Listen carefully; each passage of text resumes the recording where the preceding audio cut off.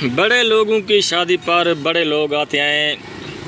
कमर रमान कैरा साहब के बेटे की शादी पर बिलावल भुट्टो जरदारी, जो कि अपनी पार्टी के पीपल पार्टी के चेयरमैन हैं, वो भी तशरीफ़ ले आए हैं और साथ में उनकी सिस्टर भी तशरीफ़ ले आई हैं। वीडियो में देख सकते हैं आप। और उनकी वालदा, वो तो अल्लाह ताला को प्यारी हो गई थी, काफ़ी अरसा हो गया है। अल्लाह ताला उनके दर्जात बुलंद करे।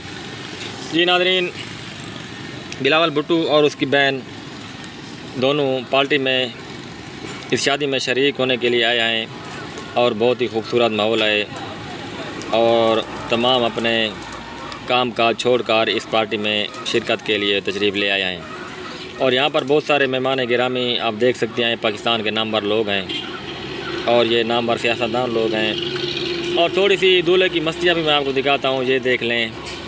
ये एक उनके खूबसूरत अंदाज़ है, ये एक शरारत है और जो कि दुल्हन और दूल्हा कर रहे हैं।